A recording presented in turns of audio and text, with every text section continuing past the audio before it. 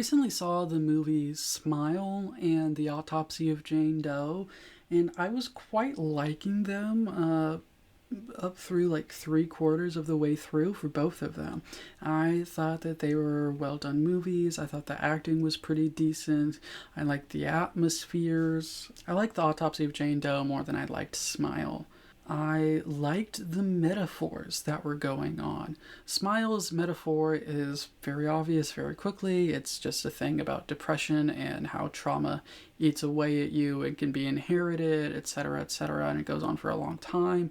It's about suicide contagion, really. And then the autopsy of Jane Doe, I was waiting to kind of understand what the metaphor was going to be. It was like, is it going to be letting go of his son, or the more from the son's perspective, letting go of his dad in this place?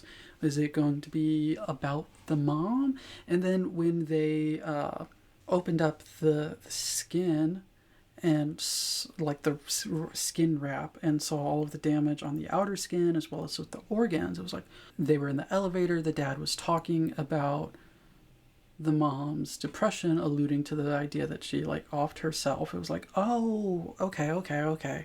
This is a pretty obvious metaphor now. It's about that. It is about dissecting what happened to her and their relationship and what it means, what her death has done to both of them. And then I feel like both movies kind of ruined themselves by giving in to the instincts of being horror movie monster films. Smile's fake out final girl ending would have been the better ending metaphorically.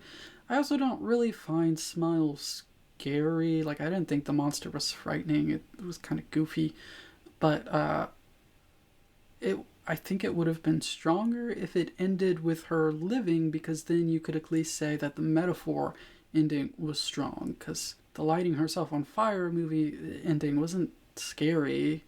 It wasn't particularly visually strong. It wasn't particularly emotionally strong. It just kind of was, you know.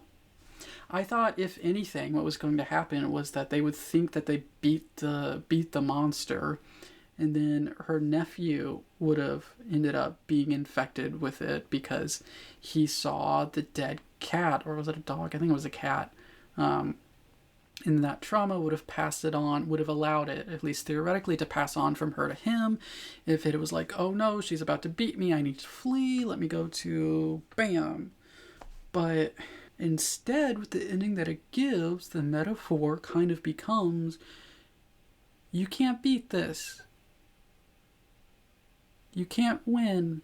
You will hurt yourself. Depression will lead you to death. And it's a bit yikesies.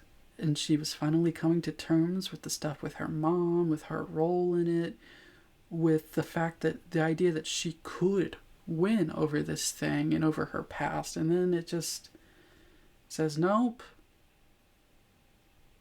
it's not possible. And that is yikesies. It ruins the metaphor, in my opinion, which kind of ruins the movie, in my opinion. And I don't really know why it did that. I mean, I do know why it did that. It did that to set up a sequel and to, like, be like, ha ha, you thought. What it comes down to, though, is cynicism. It's very cynical. And so is the autopsy of Jane Doe. Like, I can get the internal logic of why she ended up killing both the dad and the son. But metaphorically, it doesn't really make sense. I mean, I guess you could see it in like a very cynical way that, you know, him falling off the ledge was effectively him committing suicide in a way, in a similar vein as Haunting of Hill House with the bent neck lady. It was very that. But is that about the inherited nature of trauma? Is that about depression? Is that about mental illness?